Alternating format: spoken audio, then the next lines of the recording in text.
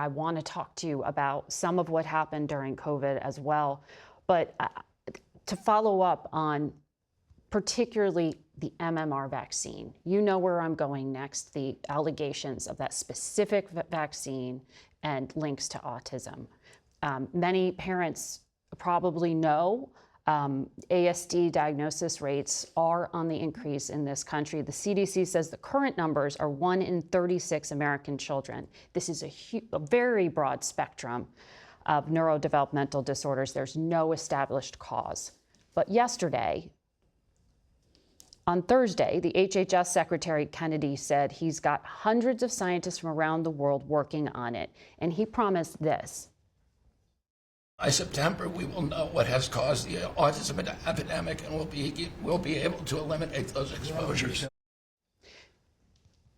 That gives tremendous hope to a lot of people. Do you know anything about that ongoing research?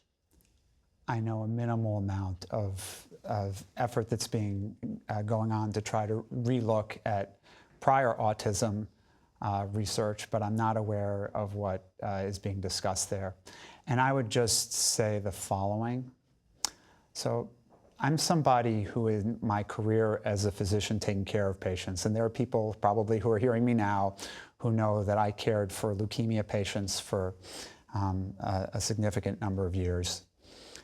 Giving people false hope is something you should never do. It is absolutely, you can be incredibly supportive of people, but giving them false hope is wrong.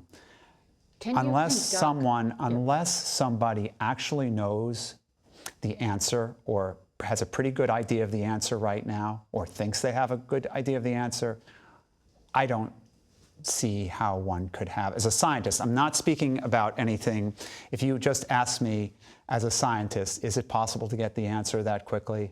I don't see any possible way. And remember, you're talking to the person who came up with Operation Warp Speed for vaccines.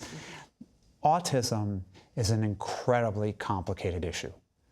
So we have the issue of diagnosis bias. We don't know how many of those cases are true, how much of this is true growth of autism, how much of this is just that we now have diagnostic criteria and we diagnose it more often. You're saying, just to be clear here, because you hear Secretary Kennedy often compare rates now to when he was a child. Right. What you are saying is that the broad array of things under that ASD umbrella has only widened. So it's a much narrower category than what it is now. Right, and I'm not denying that there could be environmental, and we know there are probably genetic features. There have been publications in scientific journals.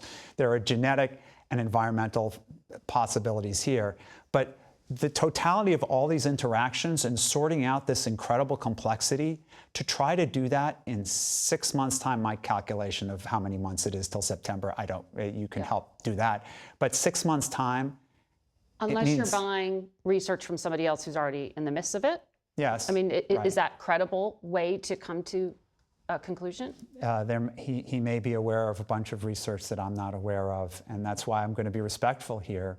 You know something? I'd love to hear it presented. But the piece, though, that I will put to you that I will not accept as a cause of autism is the MMR vaccine, or for that matter, any of the other vaccines we use, because we've studied them in so many millions of children.